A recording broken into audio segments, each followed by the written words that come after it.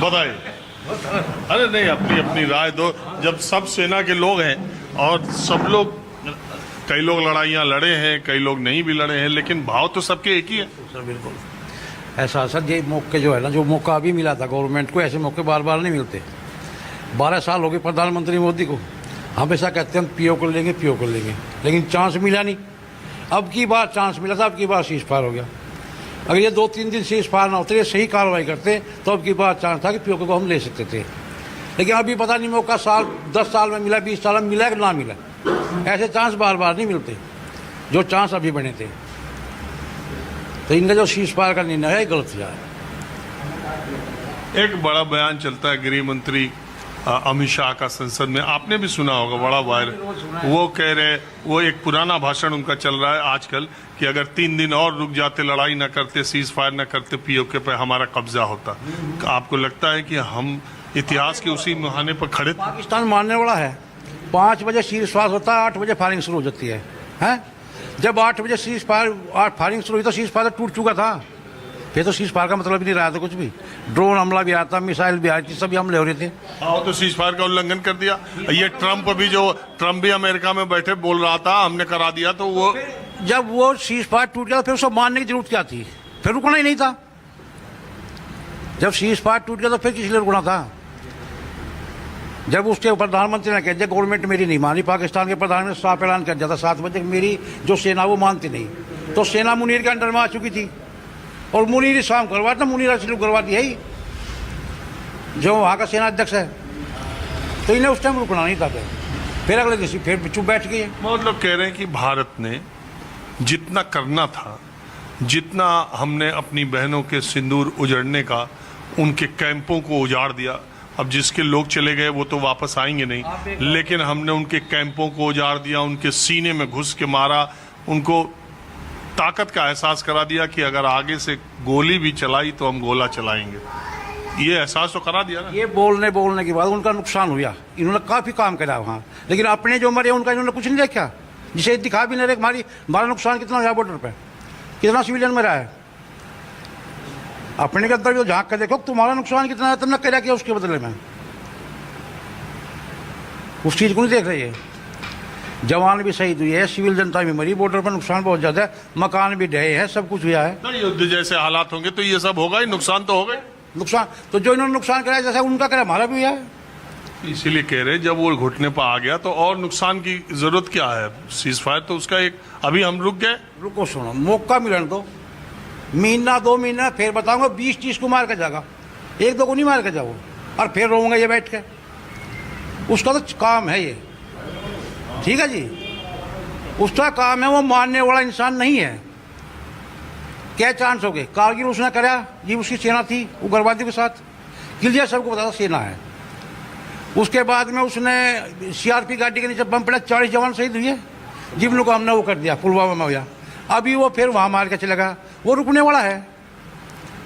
कब तक झेल लेंगे उसे? ऐसे आप बताइए, आप इसमें तो सब में आप थोड़ा जवान लग रहे। अभी मैं 1.5 साल से ही पेंशन आया हूँ अभी। अच्छा, अभी आए? जाट रेजिमेंट से मैं ताल्लुक़ रखता हूँ। सबसे पहले तो मैं न्यूज़ 24 का स्वागत करता हूँ कि आप लोग हमारे गांव में आए और भूतपूर्व सैनिकों के बीच में और सभी के बीच में आपने अपना प्रोग्राम रखा। इसके लिए मैं आपका बहुत बहुत धन्यवाद। अभी हमें क्या था कि जैसे अभी 1.5 साल से मैं पेंशन आया हूँ, अभी मौखिकली एक आदेश मिला था हमें भी। रुड़की में है मेरी यूनिट भी, वैसे वहाँ पे उड़ी सेक्टर में है फ़िलहाल। तो वहाँ से भी मौखिकली आदेश मिला था कि आप लोग लड़ाई के लिए तैयार रहो। अच्छा, आ गया था आप लोग मौखिकली आता, लेकिन ऑफिशियली लेटर कोई नहीं आया हमारे पास। तो मौखिक आया था? हाँ, कि जैसा कि आप हमारे गांव में मेरी यूनिट के 4-5 लोग हैं जो 2018 से और 2025 के बीच में पेंशन आए, तो उनके लिए मौखिकली आदेश था कि आप लोग जैसे भी आप लोग आदेश मिलता आप लोग तुरंत रुड़की में या जाट सेंटर में जो बरेली है वहाँ पे आप लोग रिपोर्ट करिएगा, आप लोगों को आगे जाना पड़ेगा। तो हम बिल्कुल तैयार थे, अपना ड्रेस वगैरह हमने बिल्कुल ओके करके रख लिया। तो हमारे लिए तो बहुत बड़ी, क्योंकि हमें मौका नहीं मिला, हमने भी 24 साल की नौकरी करी, हमें मौका नहीं मिला कि हम कहीं लड़ाई में गए। हमने आरआर वगैरह में भी नौकरी करी, लेकिन कभी भी कहीं इस तरह के ऑपरेशन में कभी मौका नहीं मिला। हमने ये समझा था कि हम चलो कहीं ना कहीं कुछ ना कुछ तो। एक सैनिक के भीतर उसके अंदर ये इच्छा रहती है ना कि अब मैं पेंशन जाने से पहले या अपनी नौकरी के समय में एक ऑपरेशन में एक लड़ाई जरूर लड़ूं, एक ऐसी इच्छा रहती है क्या? देखो, सभी की इच्छा तो सभी की होती है, इच्छा तो सभी की होती है। अब जैसे प्रधान जी हैं, हम एक दिन बैठे थे प्रधान जी के पास में, हम गांव के अंदर यही देख रहे थे कि भाई जो 2017 से और अभी तक जो पेंशन आए, कितने आदमी भाई इस गांव से जा सकते हैं। तो हमने ऑफिशियली ये देखा कि भाई कम से कम 100 से 150 लोग ऐसे हैं जो इसके बीच में हैं, लेकिन उत्साह सभी के अंदर वही था।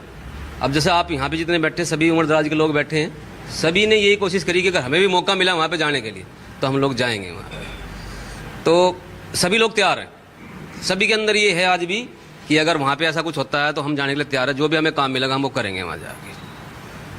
और ये जो सीज फायर, उसके बाद ये बातें और ये वो, इस पर आप क्या सोचते हैं? देखिए, सीज फायर तो कहीं ना कहीं किसी ना किसी हद तक अभी जो जैसे भी हुआ है कुछ ठीक ही हुआ है, क्योंकि इससे तो हम तो जितने भी लोग बैठे हैं, जितनी बातें, जितने मुंह हैं उतनी ही बातें होंगी। लेकिन कहीं ना कहीं ये चाहे प्रधानमंत्री ने सोचा हो, चाहे अमेरिका के राष्ट्रपति ने सोचा हो, चाहे कोई भी आया हो बीच में, किसी ने भी कराया हो, लेकिन इससे कहीं ना कहीं नुकसान तो है। बीच में आके कोई कराए तब तो ठीक नहीं, देखो, बीच का नहीं क्योंकि होता, बीच में किसी को नहीं आना चाहिए। वो तो हमारा खुद का है।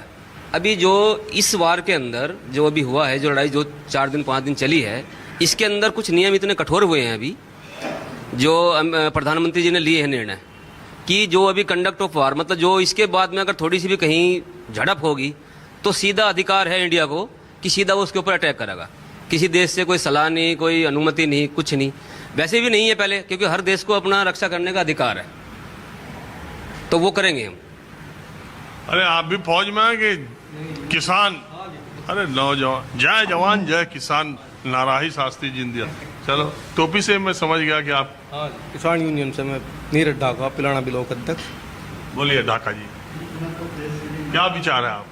विचार तो हमारे फौजी भाई बैठे, इन्होंने जो बताया वो सही बताया जी, पर पूरे देश में इस सीज फायर से थोड़ा विचार का कौन लोगों में वो हुआ जी, लोग सीज फायर था, लोगों में मजबूत लीडरशिप को याद करा गया, इंदिरा गांधी को याद करा गया, लाल बहादुर शास्त्री को याद करा गया। अगजा जो हमारी लीडरशिप ने कमजोरी दिखाई इस मोड़ पर आके, उन्हें याद करा गया। देश ने 1971 का युद्ध याद करा गया, 65 का युद्ध याद करा गया। 1971 में अमेरिका ने अपना युद्ध पोत भी हमारे खिलाफ समुद्र में तैर दिया था, लेकिन श्रीमती इंदिरा गांधी इतनी मजबूत लीडर थी, उस जंगी बेड़ा उसका वापस गया और हमारे देश में श्रीमती इंदिरा गांधी ने पाकिस्तान को धूल चटाई और उसके 2 हिस्से करे।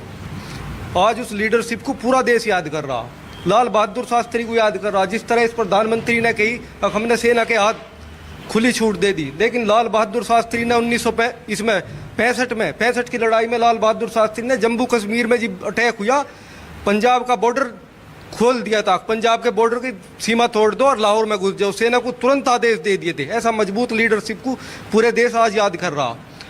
आज वह लीडरशिप में हमें कमजोरी पाई है जो तीसरे देश ने हमारी मध्यस्थता करी। अरे वो तब बोल रहा, करा कि नहीं करा तो बोल रहा नहीं, वह हमारी तो कमजोरी है। हमने अपने देश का प्रधानमंत्री जो बोल रहे हैं हमारे विदेश में, उस पर आपको यकीन नहीं आ रहा? वो अमेरिका के राष्ट्रपति पे ज्यादा यकीन है? नहीं, हमें अपने देश के प्रधानमंत्री पे यकीन है, पर वो हमारी कमजोरी है कि जो तीसरा देश का प्रधानमंत्री हमारे बिचारे में, वो हमारे सीज फायर थे 20 मिनट पहले, वो आके संबोधन पूरे देश को लाइव कर रहा, पूरे वर्ल्ड को दिखा रहा हमने सीज फायर करवाया। यूँ पहली बार हुआ, आज पहली बार, मतलब इस साल में ये तो इतना बड़ा युद्ध भी ना था, इसमें पहली बार हुआ जो देश का अमेरिका के प्रधानमंत्री ने सीज फायर का ऐलान पहले करा। चलिए, अब कुछ लोग और बचे हैं आखिरी लैब में। आप भी फौज में रहे? नहीं, मैं ग्राम प्रधान हूँ, संदीप। अरे भाई प्रधान जी, आपका तो बड़ा, आपको तो हम सोशल मीडिया पर देखते रहते हैं, बड़ा अच्छा लगा आपकी खबर आते। मुझे मेरठ जाना था, मैं मेरठ नहीं गया, मगर नहीं आपके पास नहीं, मैं तो गांव घूमूं, मैं क्या है कि मैं देखता रहता हूँ। नहीं, आप तो मैंने देखा मेरठ, बागपत, बुलंदशहर की किसानों के पूर्व सैनिकों के गांव कौन कौन से बड़े बड़े हैं, तो आप नेट पर कभी भी डालेंगे, बुलंदशहर का सैदपुर आता है, तो मैं वहाँ भी गया था एक दिन। अगर आप बागपत मेरठ डालेंगे तो ढिकोली का जिक्र आता ही है, यहाँ सेना भवन है और सब कुछ है। तो आपके गांव में प्रधान जी सही से बताना, ये सीज फायर को लेकर क्या चर्चा चली? सबका अपना अपना मत है। वैसे ही बहुत गलत हुआ ये, कहीं ना कहीं मौका मिलने के बावजूद भी 3 बार मौके मिले इन्हें, लेकिन तीनों बार इन्होंने मध्यस्थता के बंद कर लिया। लेकिन 1971 में इंदिरा गांधी ने बहुत इसमें मजबूत डिसीजन लिया था, जिसे पाकिस्तान को मुँह की खानी पड़ी थी। लेकिन वहाँ भी उन्होंने उनके पाकिस्तान के 80,000 सैनिक को रिहा कर दिया था, ना कि वो जेल में बंद करने थे। वो आज तक जेल में सड़ते तो उन्हें पता चलता कि उनकी सेना में भर्ती होने से भी डरते लोग, जो अगर उनका अर्थ ऐसा होता। लेकिन भारत देश ऐसा है, वो हमेशा से सहनशील थी। हाँ। बुद्ध की धरती है ना। बस वही है। युद्ध ने बुद्ध की धरती। आप बताइए।